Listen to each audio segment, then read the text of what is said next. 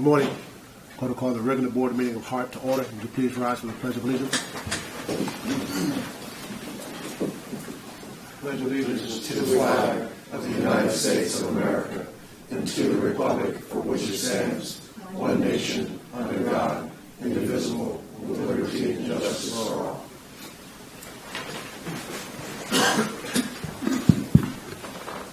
Ladies and gentlemen, because of circumstances arose this weekend, we're going to have to adjust our agenda. I'm now going to turn the meeting over to our General Counsel, Mr. Smith. Good morning. As you know, the board received a letter Friday evening that can only be characterized as a whistleblower alleging improper conduct on behalf of the CEO with respect to procurement processes, vendor relations, and related matters. I received a copy Saturday morning from the chair and was directed to commence the investigation, start the process, come to this board with some proposals in terms of how they could be effectuated.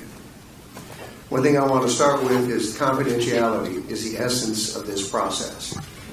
The identity of the whistleblower is to remain confidential.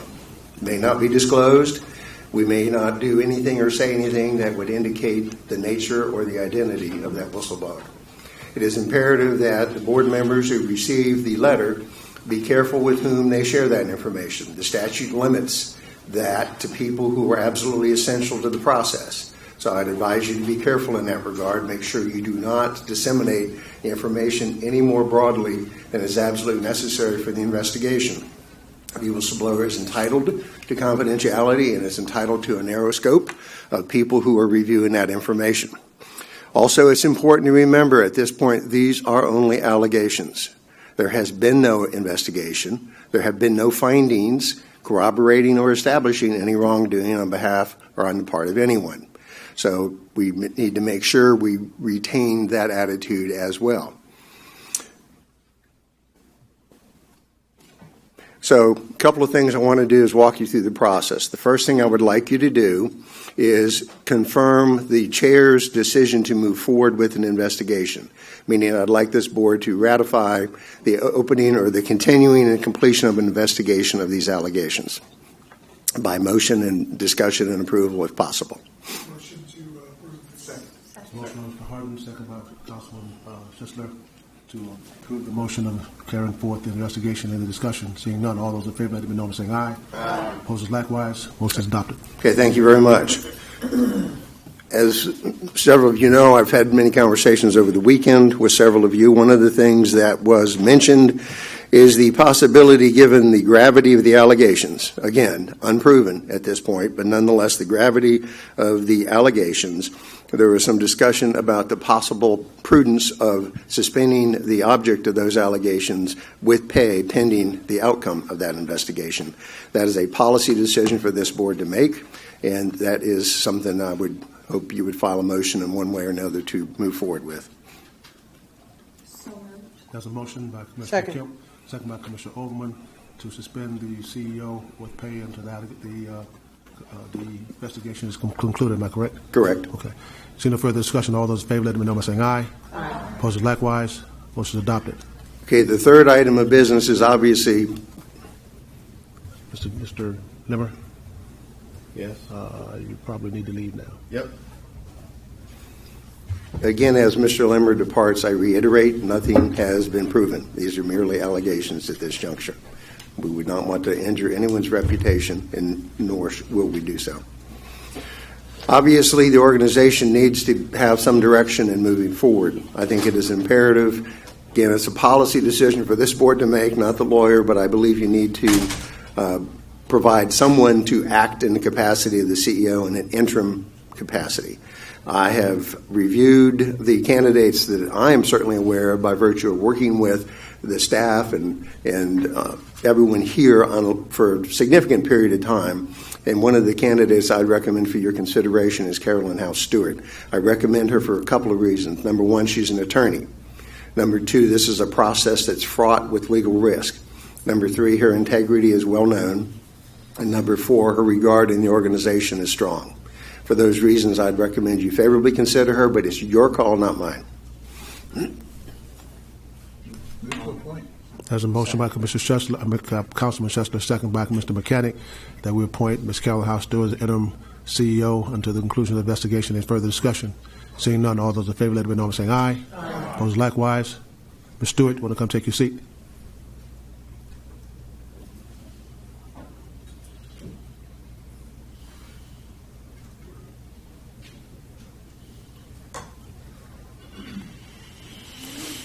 The last item of business is somewhat simplified by virtue of the fact we now have an interim CEO, and that is we need to retain someone to conduct this investigation. It is my view that that should not be me or my firm, because I will be advising this body as the counsel for this body. By the way, I'm Greg Hearing of our firm, who is a board-certified labor and employment lawyer and a world-class lawyer, has been helping me on these issues. These are not issues I typically deal with. So the process and how we must undertake these investigations, I will be having help from him in advising this board how to proceed. But I think we need to have an independent investigator that is not at dual purposes advising this board.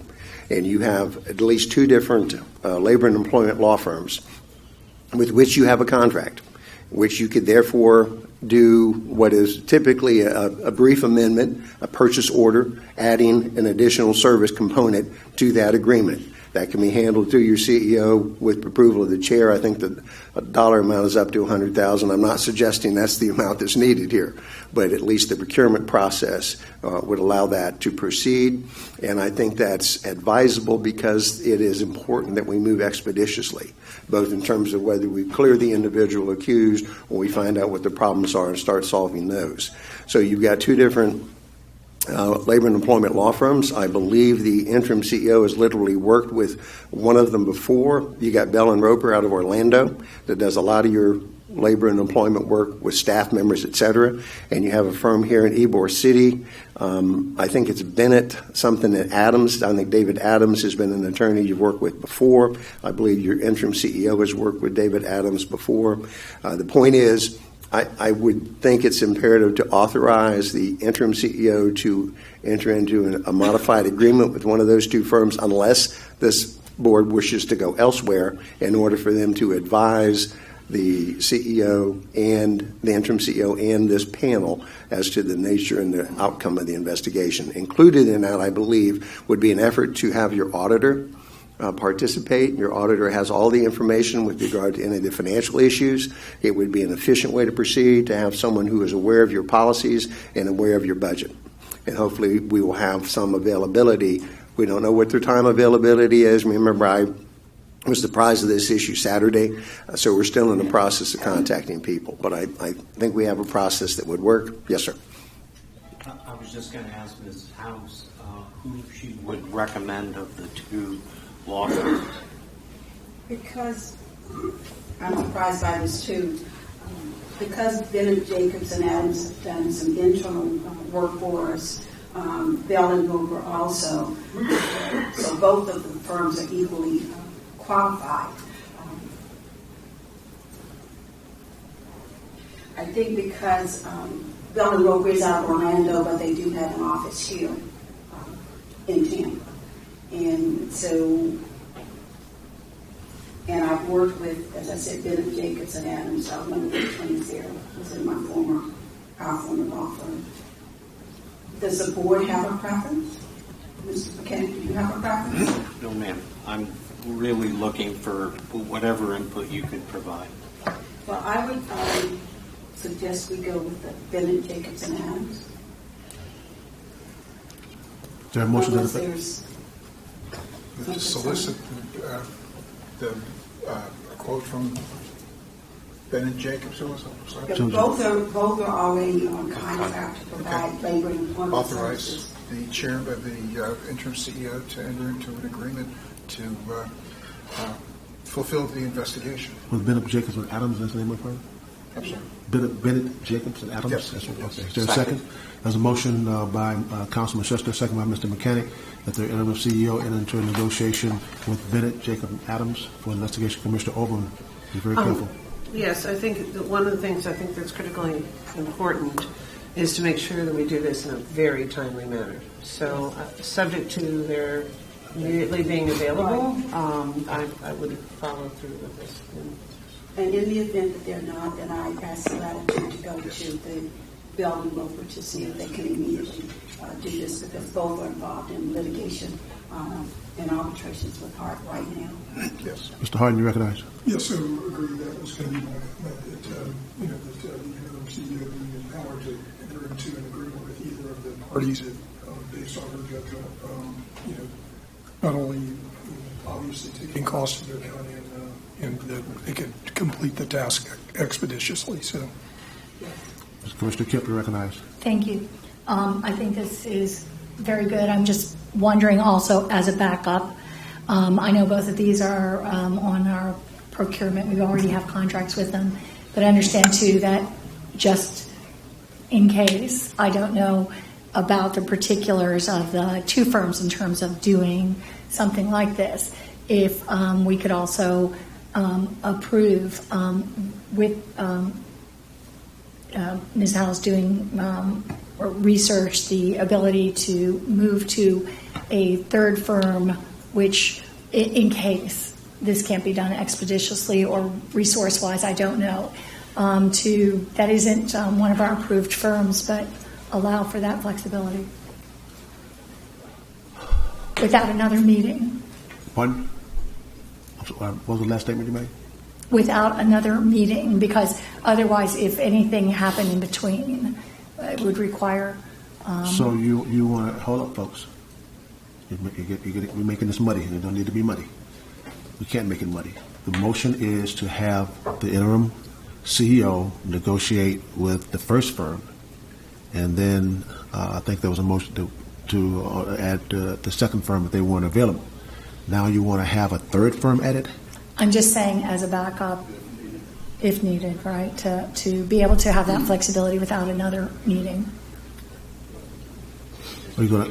Just make it very simple, Chair. We could just say, allow the interim CEO the authority to pursue and proceed with counsel for this. Okay, so you're going to amend the motion that's on the floor now, and that's the second to that. Second. Okay, there's an amendment to the motion to allow the interim CEO, if the other two firms are not available, to negotiate a third firm, not to exceed the procurement allocation. Am I correct, Mr. Smith? Just by way of clarification, it's easy to use one of the first two firms under contract. You do have a process in your procurement manual that would allow you, pursuant to an emergency procurement process approved by the chair, to move forward with a third firm if necessary. So there's no need for a motion? Pardon? There's no need for a motion on that? There really isn't, but if the board wants to express itself that it can move forward with the third lawyer if necessary, that doesn't hurt. It's already in procurement, folks. It's already in the policy that she can go forward, so I don't think a motion is necessary. So we're now back on the original motion. Any further discussion? Seeing none, all those in favor, let them know. Say aye. Aye. Opposed, likewise. Motion is adopted. Mr. Smith. That's all for this issue at this point. Okay. Be ever mindful of what Mr. Smith said at the beginning of his comments, and I'm going to ask him to say it again. It is important that you maintain the confidentiality of this process.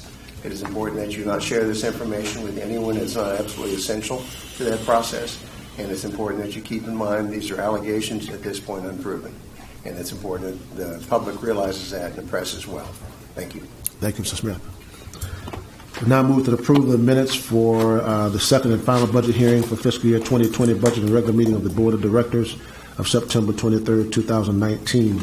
Is there a motion to approve those minutes? Second. Motion by Mr. Harden, second by Councilman Chester to approve those minutes. Any discussion? Seeing no further discussion, all those in favor, let it be known by saying aye. Aye. Opposed, likewise. Motion is adopted. We now need a motion to approve the HART MPO Joint Workshop minutes of October 9th. Is there a motion? So moved. That's a second. Is there a second? second.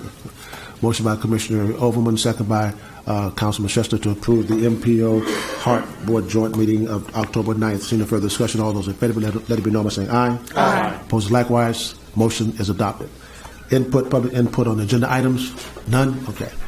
We now need to recognize our outgoing board member, John Melendez. Mr. Melendez was appointed by Governor Scott on the HART Board since February 2012.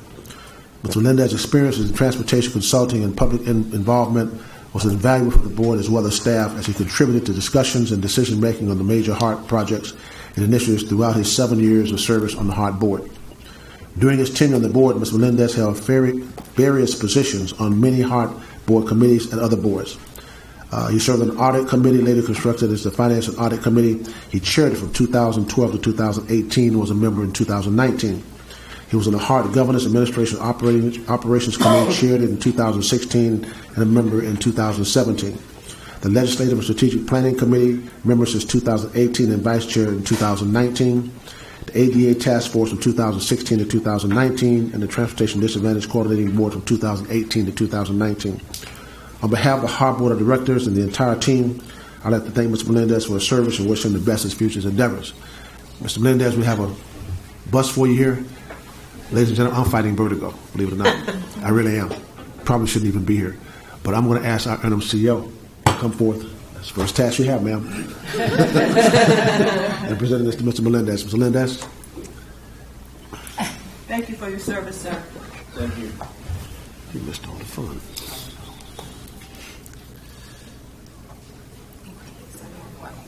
I hope not, none of this stuff.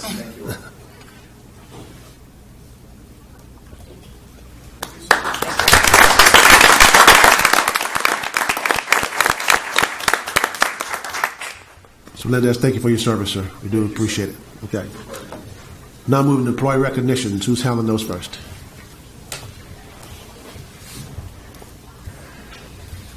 Good morning, Mr. Chair and Board. We're recognizing the employees of the month, but we also have some quarterly employees in the mix, and this is the operations transportation side. So I'd like to recognize the following employees, and I'd like them to stand when I call their names and remain standing until we're done, and then we'll do the traditional photo op with everyone. Paratransit operator Jamie Correa. I don't think Mr. Correa is in the audience today. We did invite him, but I don't think he was available. HART Plus van operator Jamie Correa, chosen as operator of the month for July 2019. He was hired in June of 2005. Jamie has received awards and certificates for safe driving, operator of the month in 2012, third place in the 2007 rodeo, and outstanding customer service. He enjoys helping his patrons, and especially those with disabilities. Operator of the month for 2019, streetcar motorman Connie Cosme. Connie was hired on April 30, 2001, and was the first female motorman to join the streetcar. She enjoys watching the children's faces as they approach a streetcar station and the elderly passengers who reminisce of their younger days on the streetcar. Connie was voted Best Motorman by Creative Loafing's Best of the Bay and has been the recipient of the On the Spot Award for her outstanding customer service. Operator of the month for September 2019, HART Flex operator Rodney Barbie. Rodney joined HART in June of 2013. He has enjoyed every minute of his time here at HART. He says that the most special part of his job is his customer. He also loves his HART family. Rodney is one of our operators who has attended and completed our Certified Operator Instructor Training Program. Looks forward to helping new operators learn the job. In his spare time, Rodney enjoys making natural soaps. And then we have from our supervision team, Teamster of the Quarter for the third quarter of 2019, Transit Supervisor Steve McKinney. He was hired on June 14 of 2002 as a bus operator.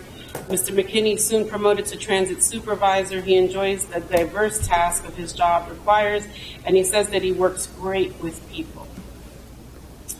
Father of three, he enjoys basketball, fishing, and playing hockey in the driveway with his boys. We'll please give a round of applause for those.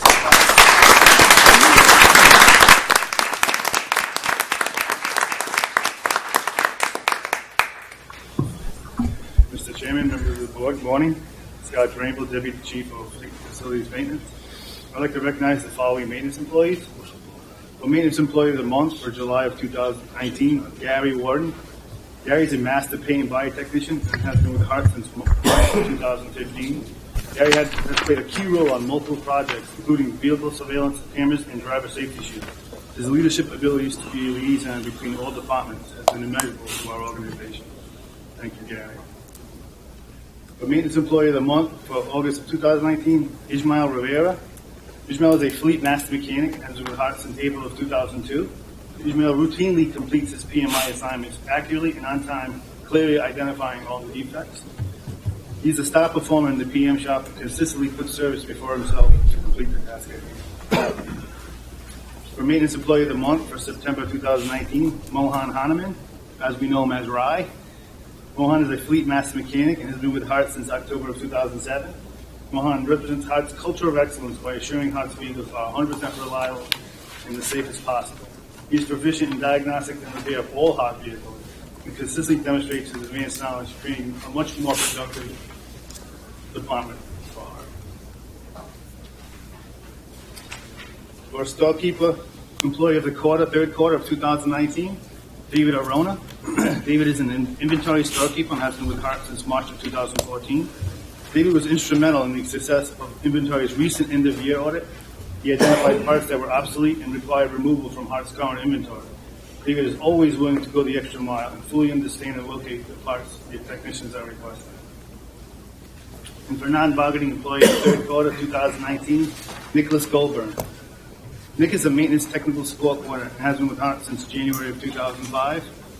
Nick has leveraged the enterprise asset management software for better utilization and streamlining for many maintenance activities, providing better data and oversight. He's also coordinated the JX75 installation on the paratransit fleet with our new on-site unleaded fueling station. Nick has been in this role in less than a year and has stepped up and took charge of the position with a fantastic attitude.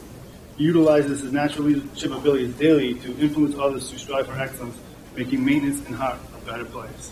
Thank you, Nick.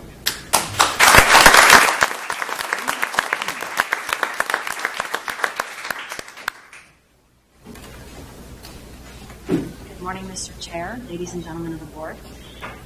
It is my privilege to share with you this year's Bus Technician of the Year, Mr. Nick Cowood. Nick is a master and lead technician that has been with HART since August of 2002. Nick holds numerous certifications, including CNG, FSI tank inspections, 608 and 609 HVAC certifications. He also serves on the Safety Committee, PM Committee, and is a shop steward and trainer. He was nominated to represent HART in the 2019 Florida Public Transportation Association Technician of the Year. He is a top performer and logged more than 3,700 labor hours last year.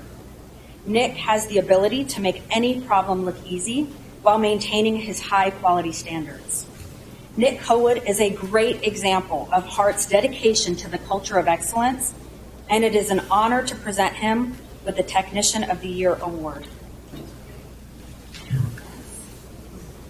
Is he here? He is not here. He's working. This is what he does.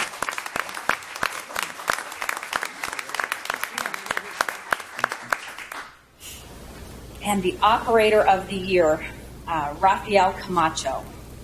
Mr. Camacho is the epitome of a professional operator in every aspect of his job performance. He takes every opportunity to broaden his transit knowledge and continues to showcase his expertise while being a certified operator instructor to incoming student operators as he helps them to learn their routes, assists them with reading and understanding their paddles, and constantly displays a positive attitude.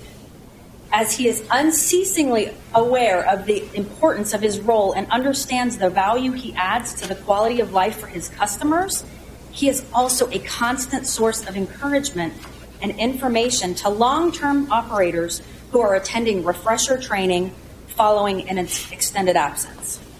Mr. Camacho is a veteran operator. Hired by HART May 19, 2014, he has also spent 27 years as a commercial and transit operator for other agencies. Prior to coming to the United States, Rafael was a bus operator in Puerto Rico for several years. Due to the recent hurricanes that hit that island, most of the records qualifying him as a 3 million mile safe operator were destroyed and are irretrievable. With Tampa drivers and traffic ranked as some of the worst in the state, driving 2 million miles or more without a preventable or non-preventable accident He is an incredible accomplishment that has earned Mr. Camacho the respect of his fellow operators as well as HART management. During his tenure, Operator Camacho received the HART Operator of the Month award in March 2018. He has also been a top 10 finisher in the HART Rodeo for 2017, 2018, and 2019.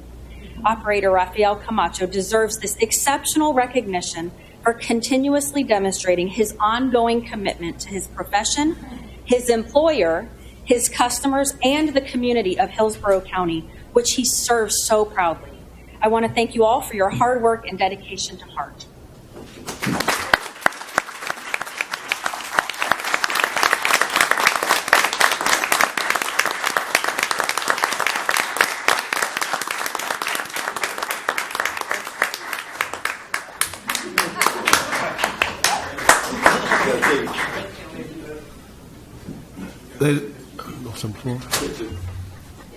May I please ask all of the recognized employees and recipients of awards to please come up in front of the board here so that we may take a group picture. Thank you. I guess we need to come around here. You want the board member? You want the board to stand back here?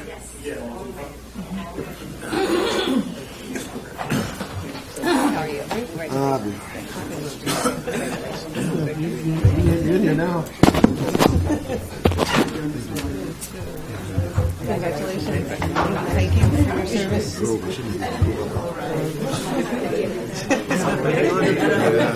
I'm not falling over. I don't think this is possible. I don't know this is going to work. This is not going to work. They need to be sitting. This is not going to work. Don't worry about it.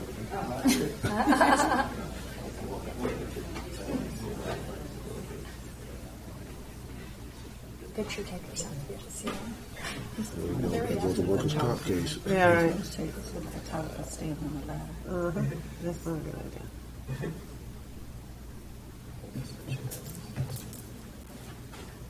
Thank you, everyone.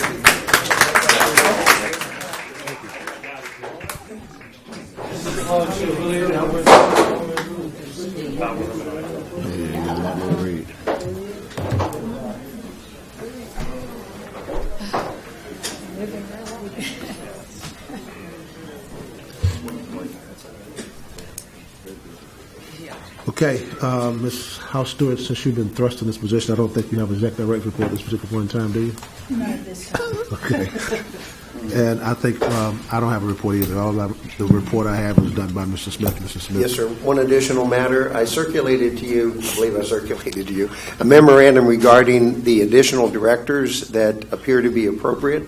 And that summary was essentially that there is one director for each jurisdiction that's a member and an additional director appointed for every 150,000 residents in that jurisdiction or major portion thereof.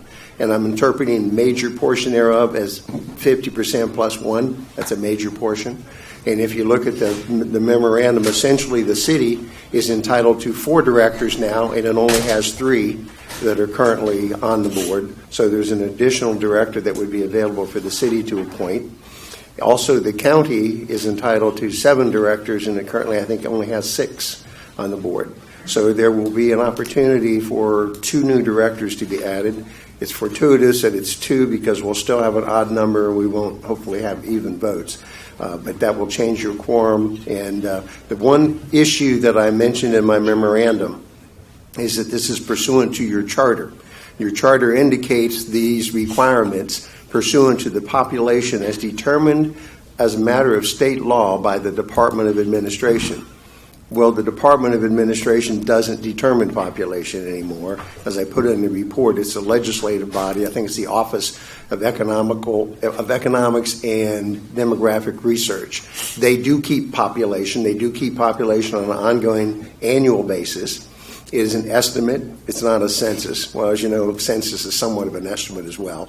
But it appears to be the only state legal basis. So I believe that meets the requirements of your charter because it is how the state law determines the population. And on that basis, I would recommend that you direct I'm not entirely sure who, but direct us to move forward with alerting the city and the county to the fact that they're going to have an additional director they need to appoint. This is timely because the county literally, as you know, those of you on the county commission, are moving forward, I think, November 14th with your selection process. And so to know you have an additional director to appoint is important in that process. So what I'd like to do, if you have read my memo or you understand my presentation, that there be a motion to approve the addition of the 2 directors pursuant to the charter that governs Hillsborough Transit Authority. There a motion? So moved. Motion by Mr. Mechanic, second by Commissioner Chesler. Commissioner Overman, you recognize. Thank you. To that motion, do we need to amend the charter prior to taking on that motion? I don't believe you need to amend the charter, and this is a legal opinion, and this isn't one of those that I'd call apodictic. It's somewhat opinion-based, but I think the overriding requirement is that it be a manner determined by state law. I think that prevails over the denomination of the Department of Administration versus OERD. Okay. So I think you're moving forward in a manner consistent with your current charter. I would suggest, however, that we do look at changing, charter amendment can get to be complicated. Let me look at that process just for clarification on a future basis so that we don't have this issue as it comes up, if it comes up again in the future. Great, thank you. Let me ask a question. So after this motion is approved, will a information be written to, even though she serves on this board, and I serve on this board, to the mayor and to the chairman of the county commission stating that we need to add 1 more member from our jurisdictions to the board? If the board so approves the motion, I believe that is what the interim CEO will do. Okay. All right. Any further discussion? Commissioner Smith, you recognize. Thank you. I know we have, I'm trying to count the representatives from Hillsborough County. I know we have 4 from the county commission, and I know who those are. But I thought Mr. Mechanic, Mr. Harden, and Mr. Knight were also from Hillsborough County, so that would make 7. If you've got 7 now, you're not adding one because you're only entitled to 7 based on the population. That's what I thought you had 6. 5, 6, 7. You're right. So we're good. We're good. Okay. Yeah, because the Hillsborough County representatives, Commissioner Smith, Commissioner Kemp, Commissioner Over, myself, Mr. Mechanic, Mr. Harden, and Mr. Knight. That's 7. That's 7. So and I was a math major. The only addition would be for the city. The city. Well, let me back up. That gives us an even number. Would the governor then appoint a replacement for Mr. Harden? The governor's had a vacant seat for a long time, and now I believe Mr. Melendez was a gubernatorial appointee. I don't think we have anybody from the governor's office right now. So we have Mr. McClain. Oh, I'm sorry. But he has another one. We do have another appointment. I have communicated with the governor's office. I will follow up again. Okay. It's been quite a while. Okay. Mr. McClain, as you know, stayed on for almost 4 years without the governor acting. His term had expired, but he stayed in and served. Okay. Commissioner Kemp, recognize. Recognizing, because I hadn't thought about this formula. So we now have 3 from the city, and we will have 4? Yes. Okay. And that's, state the formula again, please. The formula is you have 1 by virtue of being a member, and then you have additional appointees based upon 150,000 residents or a major portion thereof. So, and right now the city has gone over that mark because that would be, they would have, to do that, it would be how many, 300 and... I think the number's in the summary, and I think what they have, no, that's all right. And I don't appear to have the summary with me this morning, but it was basically, I think, 383,000. Here's my memorandum. Thank you very much. So focused on the first item. 378,531 residents. So essentially what they have is the 300,000 gives them 2 additional with the one they've got, that's 3. And the 78,531 is a major faction of 150. So that's their 4th member. Okay, great. We need another 10 or 12,000 people. You're real close. It would seem that we should deal with this because We're going to get another 12,000 before the next meeting. So. Yeah. We Same with us. We're going to build this whole diet. It's going to be out in the hallways. Okay, so the motion was, you need to withdraw your motion because we included Hillsborough County in that motion. So would you withdraw your motion? Who made I think Mr. Schessler seconded. So would you withdraw your motion and then make the motion with the city of Tampa? Okay. Make the motion to have the additional city of Tampa representative. Second. Okay, there's a motion by Commissioner Schessler, or Councilman Schessler, second by Mr. Mechanic, to add another representative of the city of Tampa to the board. Is there any further discussion on the motion? Seeing none, all those in favor, let it be known by saying aye. Aye. Opposed, likewise. Motion is adopted. Anything else, sir? No, sir. Okay. Presentation overview of November 2017-2019 service changes. Mr. Cochran. Morning, board members. Chris Cochran, Director of Service Development. This morning, I'd like to have the opportunity to present to you our proposed November 17th service changes that will give us an opportunity to make some minor changes to the system and give you a nice overview of those here. First of all, want to some of you here, I don't believe we presented to you exactly the process that we go through in evaluating how we decide we are going to make those changes. So I'm going to give you a brief overview of that so you have a good understanding of how the line of communication between the public and internally gets to service development and how that's translated into changes in the system, as well as how we evaluate the data to make these decisions. In line with the union contract, we are required to make at least 3 service changes a year that really allows for the operators to choose different pieces of work throughout the year and allows them an opportunity to do something different besides what they've been doing for 4 months. Now, that is a minimum. There are opportunities for us to do more service changes beyond the 3 if we have to.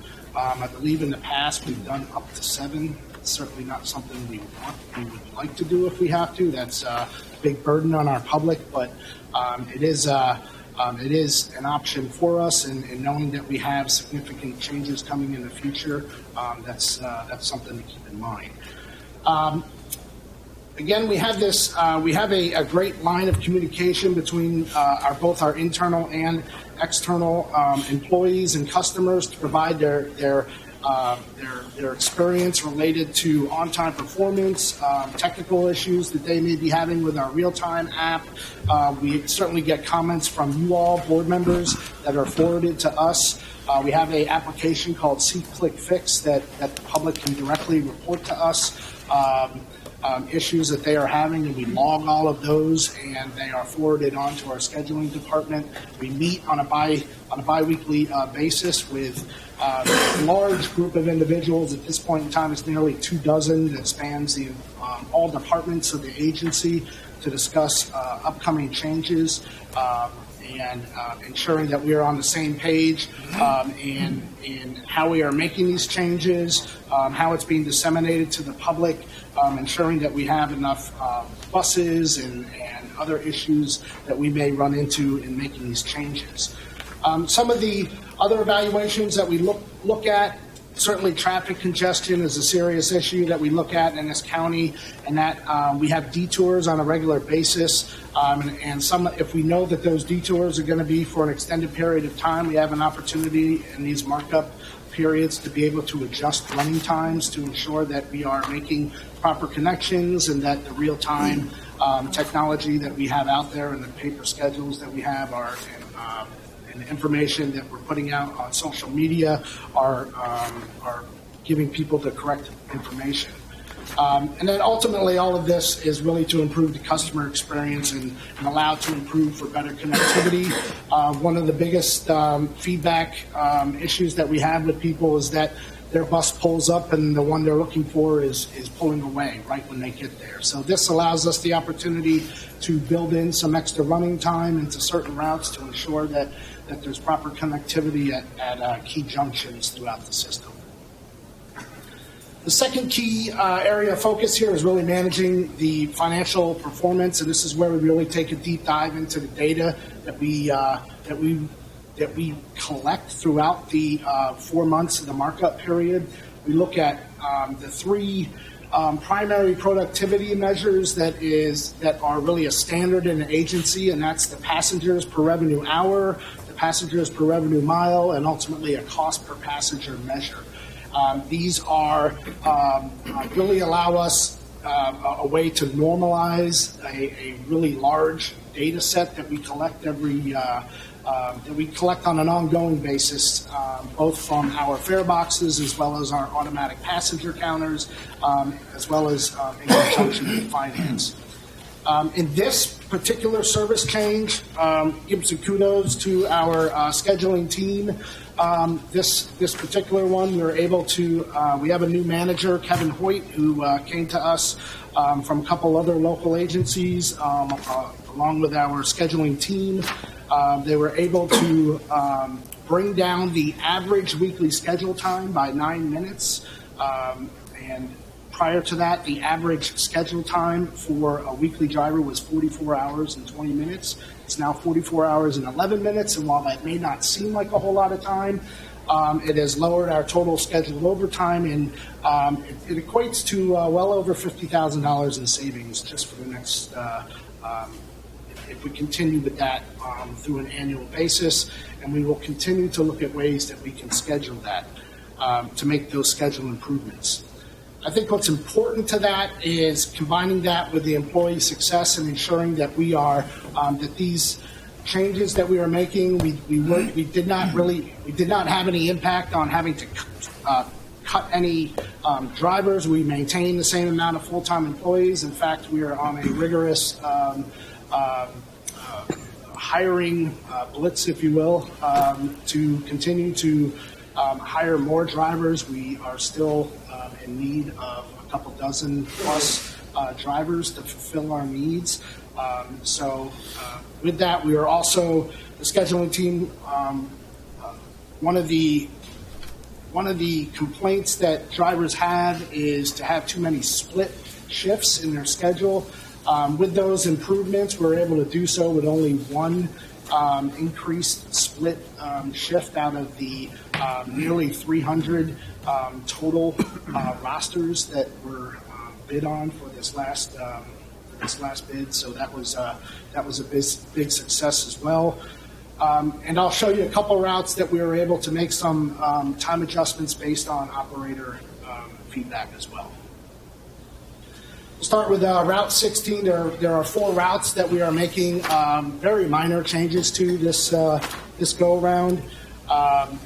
We're looking at minor weekday time adjustments on the last trip of the Route 19, and we've added 10 minutes to the last trip to allow for better late-night connections. That's both a timing issue, but really more importantly, a safety issue to ensure that we're able to pick up our customers late at night and get them to where they need to be on that last trip. That's really the last trip is often the most critical trip for people. Beyond that, there is no way for them to get home. Route 16 is a very good route. It does very well. Picks up a lot of employees. So we have had the opportunity to make those adjustments to make for the better connections at night. Route 30, this is one of the 2 routes that we took some feedback from the operators and made some minor time weekday adjustments to ensure better on-time performance and, again, better connections throughout the length of the route, in particular at both ends with the airport and MTC as well. And then we also look at the Route 39, which was the second route that we took some driver feedback and made some minor weekday adjustments in the running times, where we saw both the 30 and the 39, where we saw that there were segments where the bus began to run late, we were able to add a little bit of time in there and take it from other areas of the route where it was running ahead of time.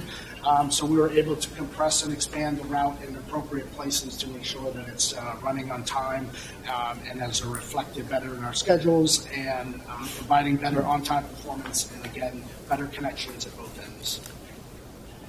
And then finally, the HART Flex up in Northdale. We had a couple of customers had some complaints about not being able to make the final connection there at Fletcher and Dale Mabry. With the Route 33 late at night, the last trip, the Flex does not run particularly late. And so we were able to adjust 5 minutes of the time. And the last trip in the evening, when it runs up near St. Joseph's Hospital, nothing's open up there at that point in time. So while we still run that fixed route, we do not wait up there at the northern end any longer. The driver will just swing through, and that's where we were able to make up the time. We looked at our ridership. We do not really ever pick anybody up there anyway at that point in time. So every now and then we get a passenger up there. But we will no longer be waiting on the last trip at the northern end. That allows it to get back to Fletcher and Dale Mabry 5 minutes earlier and make that connectivity with the 33 to provide better connectivity down there. And again, just to keep in mind, these are really our key areas of focus when we are doing our evaluations at this point in time. This is right in line with our success plan that is being rolled out this year, looking at customer experience, community value, financial performance, and employee success. So that's my presentation. I'll be happy to answer any questions. Thank you, Mr. Clark. We appreciate the presentation. Commissioner Oberman, you recognize. Thank you, Chris. I really appreciate that. Having an understanding of how you've gone about the analysis for this is very helpful. One of my questions, I have two actually. One is, what element of transit-dependent communities goes into the process of evaluating your stops? And it relates to a previous request to evaluate the expansion or restoration of the stop at Williams Road and Broadway. There are going to be 344 families that are transit dependent. A good 20% of them will be transit dependent, moving to that area when the affordable housing project opens up this coming spring, which will further have a second phase, which will be more families. And there's also a senior community that's across the street from that stop. When we are going through this process of evaluating changes in our routes, where in the hierarchy is the transit-dependent communities as part of the consideration for changes? Because that's one that isn't there now. But if you consider the math, with the 20% of the 344, there are going to be a significant number of people that are emerging out of homelessness, which means if they're going to move there, they're going to need a bus service, and they're going to decide whether they're going to move there based on whether there is bus service.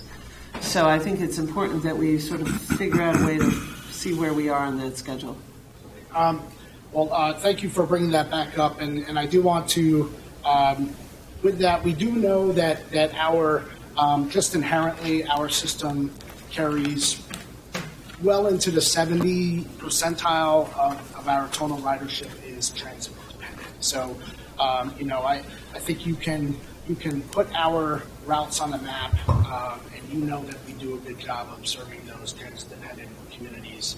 That is the core of our ridership. That is part of the core of our mission and our values as an agency.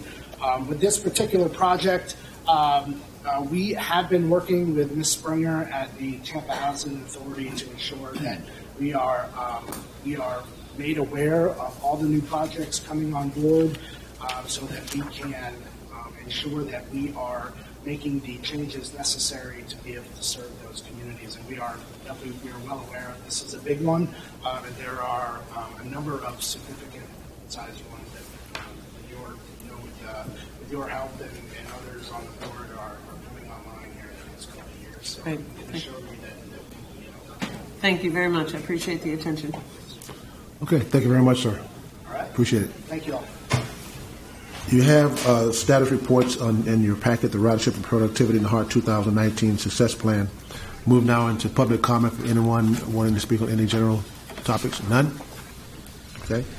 Is there any old business? Any old business? Any new business? Commissioner Smith, you recognize. Just briefly, I had the opportunity to tour the Operations and Maintenance Center last week, and it was a wonderful experience, and I learned a lot from the staff and from actually walking through the facility, and I recommend it to everyone. I wish I'd done it earlier. So I recommend that to everyone, and I just learned that there's something called a HART rodeo, so when that happens, I want to see that as well. You're not riding the horses now. Okay. Any other new business? Okay. The executive committee that was scheduled after this meeting is now canceled. There's no need for executive committee. Mr. Smith, do you need a closed session still? Well, unfortunately, I don't believe we have any pending litigation that would allow us to have a closed session. Okay. So, not at this point. Okay. All right. With that, we'll adjourn. Thank you.